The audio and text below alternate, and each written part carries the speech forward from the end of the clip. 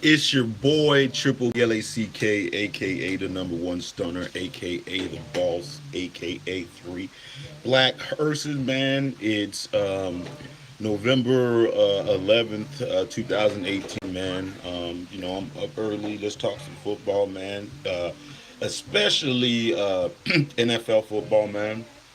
Um, Man, it's gonna be it's mid season, man. So everybody out there man, is getting their identity and stuff like that. So let's talk some football, man. Let's talk about the first thing I want to talk about, man. I want to talk about Le'Veon Bell. You know, I mean, I hate to go in and pocket watch with this guy, but some of the decisions that he is making, I mean, it is really head scratching. Considering you know how NFL is, man. The NFL stands for not for long, and a lot of times, you gotta make business decisions, but a lot of times you gotta make smart business decisions. I mean, it's understood that some people stick to their guns, but when you do the math in his situation, it just really doesn't make that much sense. We got three people in here, man. Make sure you guys hit the like and the share button, man. Try to get this you get the YouTube algorithm up, man. Say something, man. Say what's up, man. But anyways, I see I got three people watching. Uh, but the thing about the Le'Veon Bell situation, man, when the guy came into the league, he signed a $14 million contract. I mean, a 4.12 million dollar contract. He got I think like $1 million signing bonus and the rest of that. But he's been in the league, for about I think like 4 years now. For about 4 years. This would have been his fifth year. And he had a chance to sign a $14 million 1 year deal, and I guess he had some other contract offers where they, supposedly they offered him like a 2 year, $30 million, which was like basically $30 million guaranteed, and he didn't take it. So that didn't make any damn sense. And if you look, if you got to take it in context, I understand that, Todd Gurley got paid, like was it 4 or 5 year, $45 million contract with like 30 something guaranteed. But the thing about the Le'Veon Bell situation is, man, it's like he left $14.5 million on the table. You I mean, he can still show up and get like $5 million, but he left that all on the table. You got to understand, man.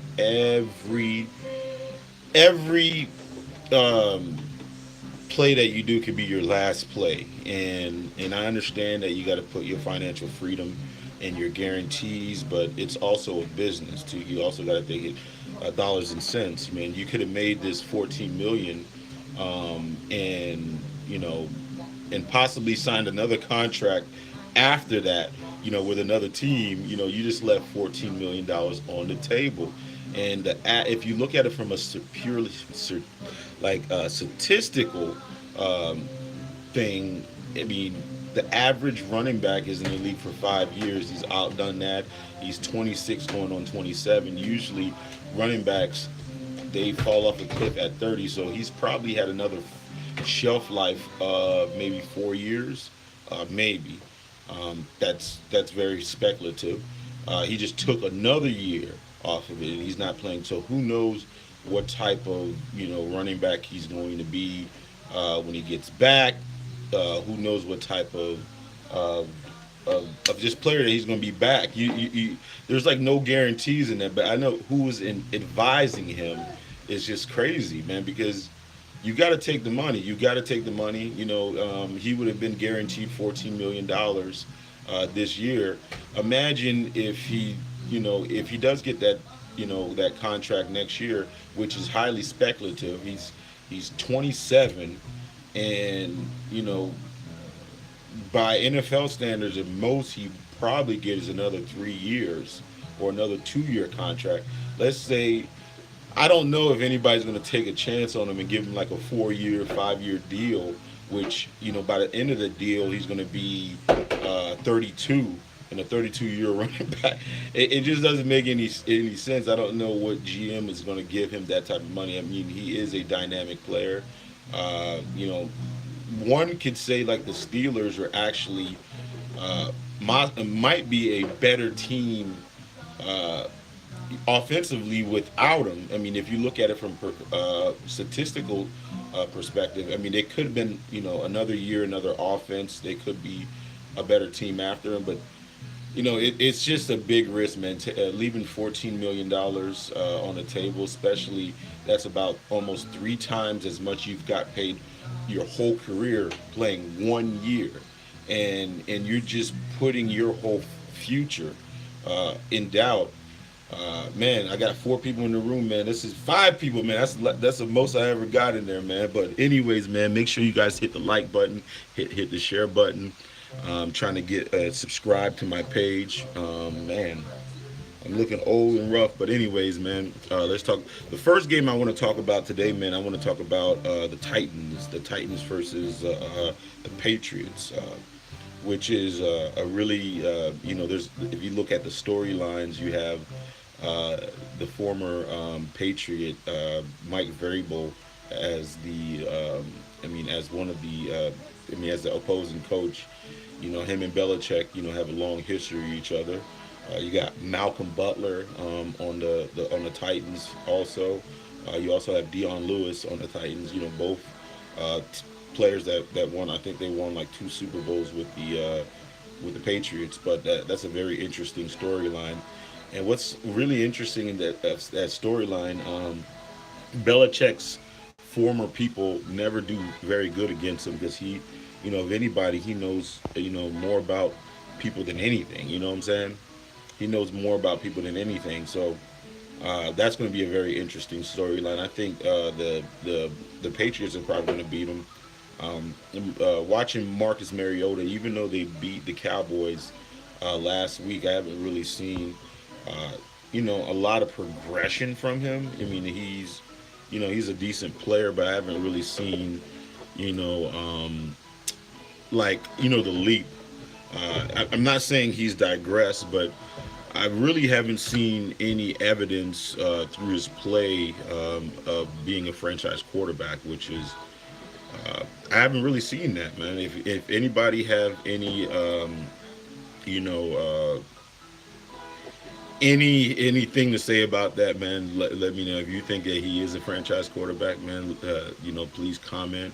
And you know, I haven't had any comments on here yet, man. There's one person watching, two people watching now. Man, make sure you guys hit the like button, man. Hit the like button, comment. Trying to get this algorithm up, but you know, it is what it is. Um, the second game today, man, or actually, let's talk about the Pittsburgh game that happened on Thursday. That was a very good game, I thought, just because it kind of exposed, I think, one of the weaknesses of Carolina, and I don't know if Carolina can overcome that weakness because their secondary looked kind of bad, man.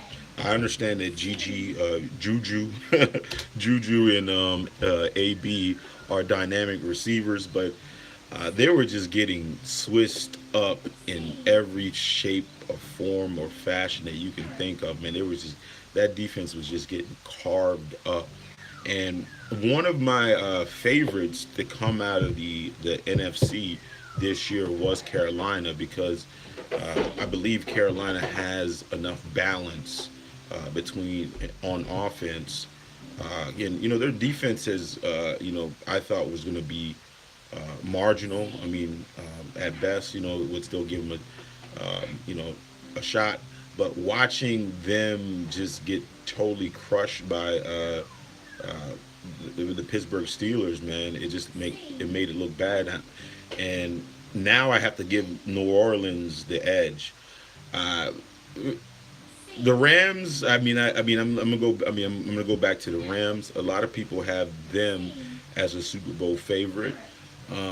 But you know they're a young team, and when I was watching Jared Goff, um, I don't know if he is ready to make that leap yet to an elite status. I know they were undefeated and they lost to the Rams, and they look good on offense, but I just don't know if they're ready to make that leap to for him to be considered an elite quarterback.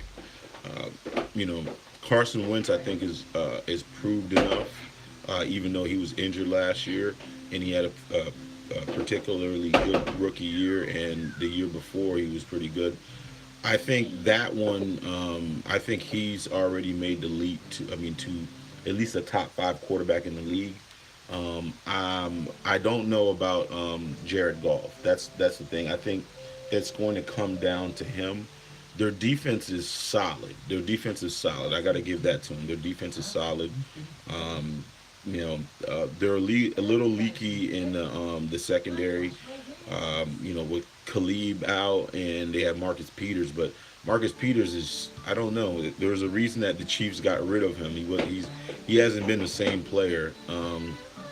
Shields is a nice backup, good for him, but that's probably going to be their front seven is very solid. So I'll give that to them. But other than that, I don't know if they have enough to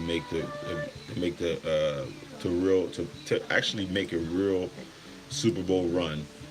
I think the Saints prove, like, that defense is not a championship defense yet. So I think that's going to be their Achilles heel. But we'll see about that. The game that's most interesting right now, to me, is the Jacksonville and the Indianapolis game. And even though those both teams are under 500, it's just, I mean, I think Indianapolis and Andrew Luck is playing tremendous. I mean, he's being overlooked in, I think, in a lot of quarterbacking controversies. I mean, categories. If you look at his touchdown to interception ratio, yeah, I think it's like 23 and like a couple interceptions. Not, oh, he's been playing, pretty well, and a lot of people are not talking about him, even though they're 3-5. I mean, this is the time of year really when a team kind of makes a push. You've seen a lot of teams start out really hot, and then towards the middle of the year, they they kind of flame out, and then some teams get hot. And I believe because of the injury and the confidence and things like that, I believe that Andrew Luck is probably ready to make a push. They're ready to make a push. I think he's ready to make a push. Man, I was watching. I'm just like on ESPN right now. It looks like some guy from Davidson um, yesterday rushed for 789 yards. 789 yards in one game. That is freaking crazy right there. That's almost like a season in just one. Uh, wow, wow, that is crazy. And the offense had 852 yards, and 786 of it was rushing by one player. What's up, Daddy? We're on YouTube, man. I had a couple viewers in here, man. Not too many viewers. We were just talking about some football, but I like the Colts in that one. Another interesting game is going to be uh, the Chargers, this L.A. Chargers versus the Oakland Raiders, and again, the Chargers I mean, they're quietly, making pretty good season right now, man. They're 6-2. Uh, Philip Rivers is playing exceptionally well. He's not getting a lot of attention, maybe because they're way on the West Coast. But that's a team that's very interesting in that division. You got the Chiefs. The Chiefs is kind of the elite team in the division. But look, the Chargers is right there, and Denver's kind of flamed out. But the Chargers are right there, so that's going to be very, very interesting thing. Frankie, my son's running around watching the thing. But anyways, man, I got to get this YouTube thing down. I haven't really um, been on here too often. The live to me is a little bit unstable. There's only like with not a lot of subscribers, it's hard to get a lot of viewership, and not having a lot of viewership and not having a lot of fan interaction is like talking to yourself. So I don't want to. That's why sometimes it's hard for me to get a lot of videos up because I like that fan interaction. But we got one person in here, man. Make sure you guys like and subscribe to my channel. That'd be great, man. That'd be great. Uh, and the other topic that I want to talk about on football, man, is the Colin Kaepernick situation. The Colin Kaepernick situation is is still alarming.